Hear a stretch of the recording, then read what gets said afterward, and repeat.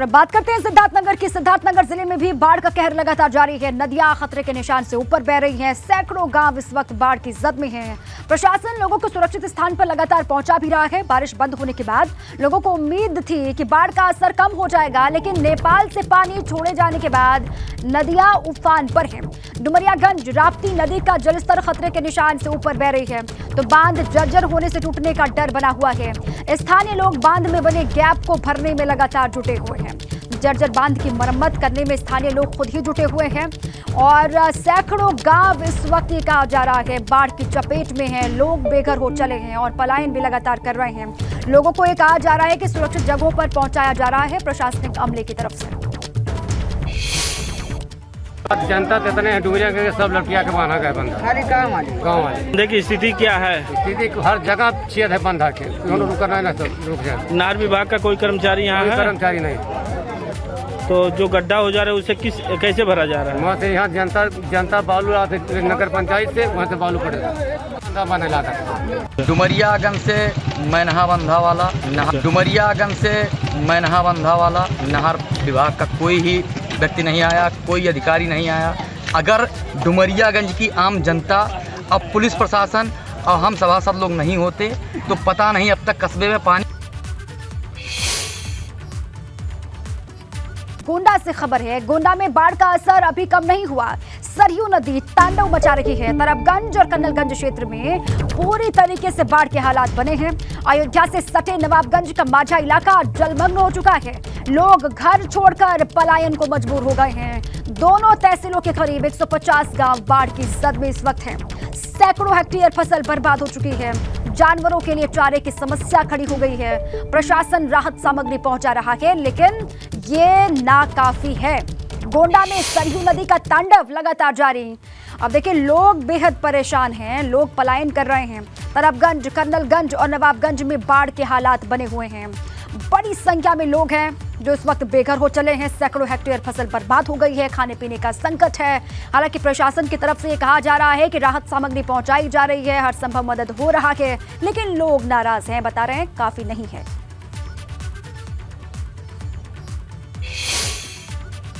करीब 15 दिनों से बाढ़ जैसे हालात हैं। घाघरा और सरयू नदी उफान पर है और पूरे जिले की बात किया तो 3 तहसील बाढ़ से प्रभावित हैं। लगभग 150 से अधिक गांव जो बाढ़ से प्रभावित हैं और लगभग 1 लाख की आबादी बाढ़ से प्रभावित है। इस समय हम तरबगंज तहसील क्षेत्र के नवाबगंज इलाके में हैं, जहां से आप देख सकते हैं जिस तरीके से पूरे घर जो हैं टापू में तब्दील हैं। लोग छतों का सहारा ले रहे हैं। जो बच्चे हैं वो छत के ऊपर बैठे हुए हैं। आप देख सकते हैं, देखो जो बच्चा है छत के ऊपर बैठा हुआ। पूरा इलाका जिस तरीके से पानी से घिरा हुआ है।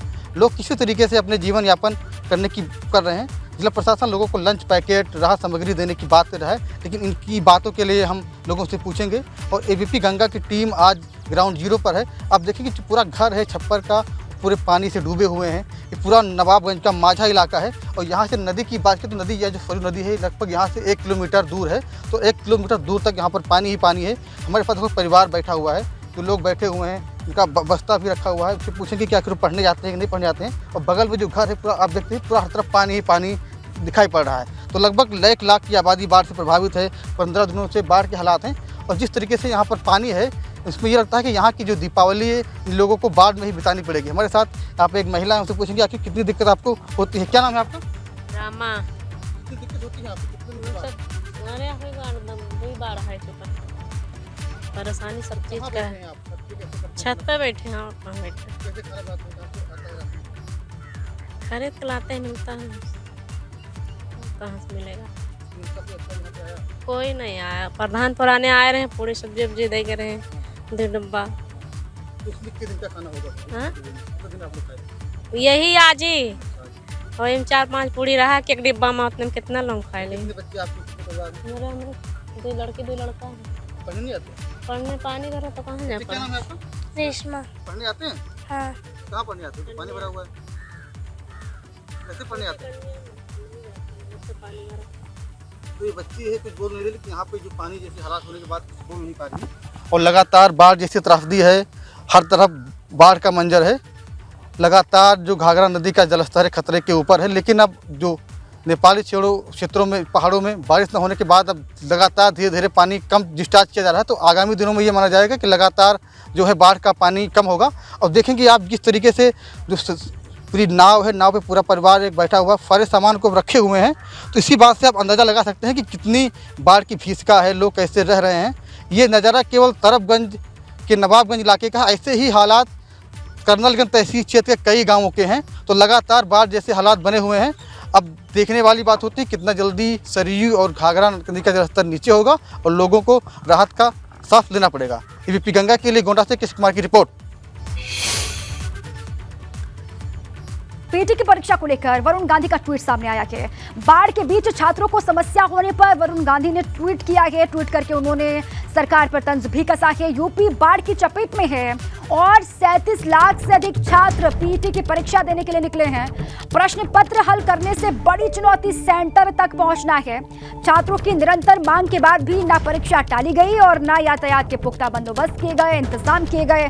शायद हवाई निरीक्षण से जमीनी मुद्दे नहीं दिखते हैं। सीधे ये अटैक है सरकार पर। ये ट्वीट आपको दिखा रहे वरुण गांधी का सांसद हैं और उन्होंने ट्वीट किया है। ट्वीट करके बाढ़ के बीच में छात्र जो परीक्षा के लिए लगातार पहुंच रहे हैं, उनकी समस्या को उजागर करने की कोशिश की है। यूपी इस वक्त बाढ़ की चपेट में है और 37 लाख से अधिक छात्र पीटी की परीक्षा देने के लिए निकले हैं, ये उन्होंने लिखा है। और उन्होंने कहा कि प्रश्न पत्र हल करने से बड़ी चुनौती सेंटर तक पहुंचना है इस वक्त अभ्यर्थियों के लिए।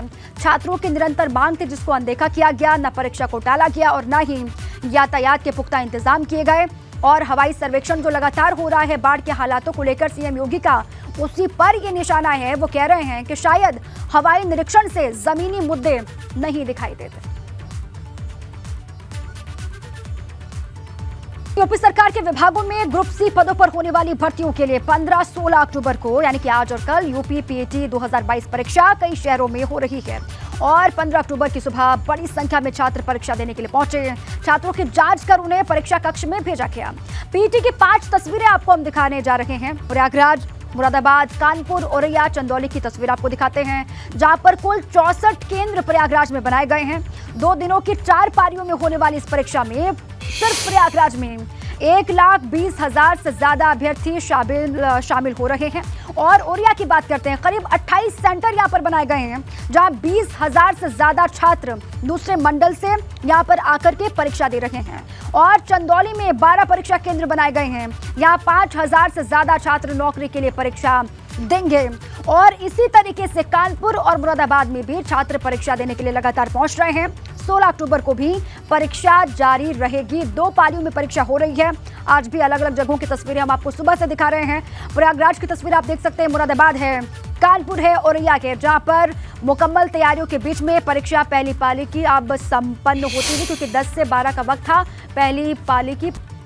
और इसी बीच बड़ी खबर आपको बता दें, योगी सरकार का बड़ा फैसला है। सांड नीलगाय के हमले में मौत पर मुआवजा मिलेगा। बड़ी जानकारी, बड़ी खबर, योगी सरकार का बड़ा फैसला है। पीड़ित परिवार को 4 लाख रुपए मुआवजा दिया जाएगा और मौत को राज्य आपदा की कैटेगरी में रखा जाएगा। बड़ी खबर, राजस्व परिषद के प्रमुख सचिव ने आदेश जारी किया है।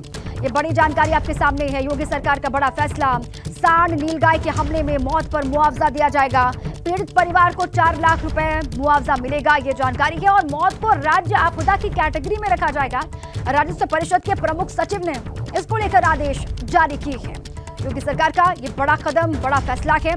लगातार ऐसे हमले होते रहते हैं, लोग इसको लेकर चिंता भी जाहिर करते हैं, गुस्सा भी लोगों का सामने आता है सरकार को लेकर कि बंदोबस्त नहीं किए जा रहे हैं, बेहतर कदम नहीं उठाए जा रहे हैं। अब बड़ी खबर आपके सामने, बड़ा फैसला ये योगी सरकार का है। सांड नीलगाय के हमले में मौत पर मुआवजा दिया जाएगा।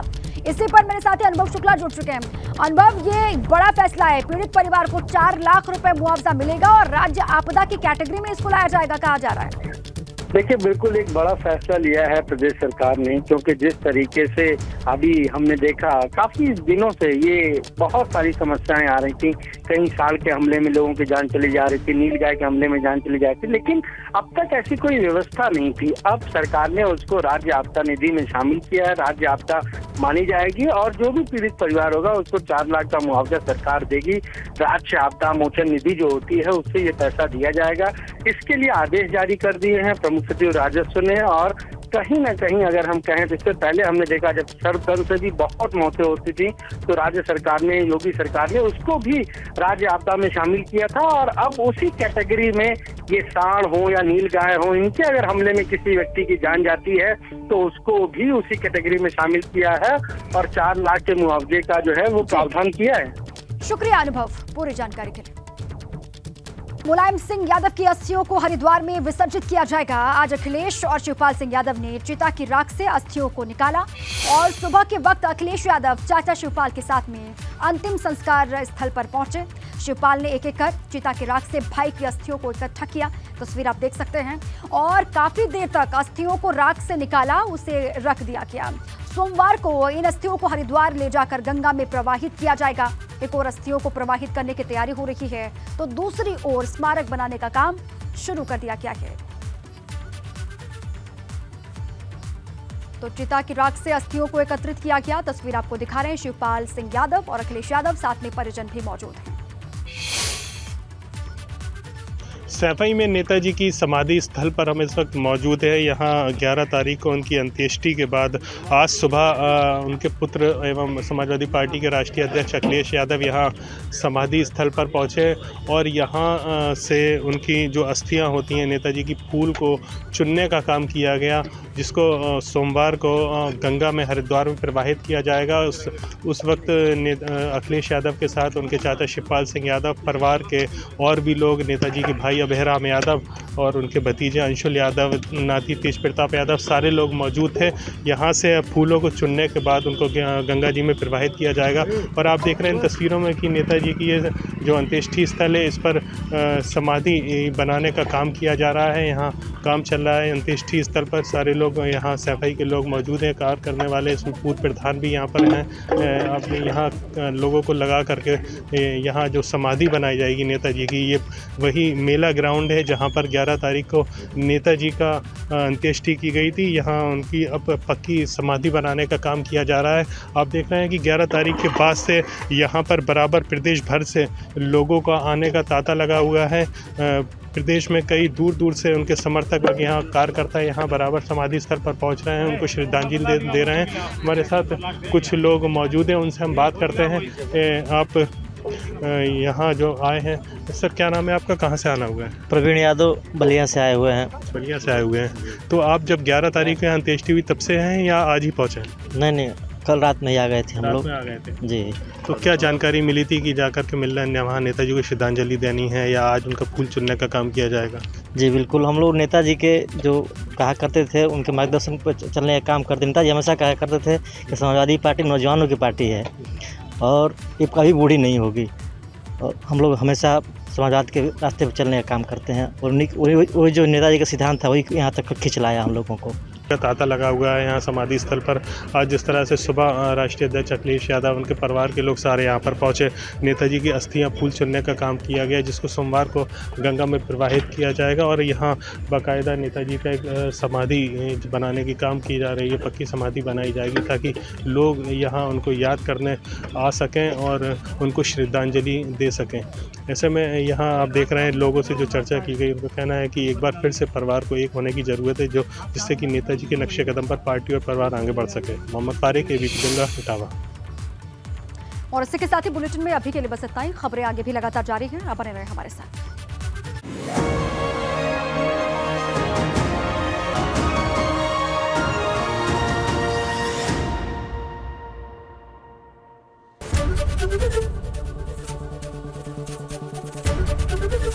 एबीपी गंगा, खबर आपकी, जुबान आपकी।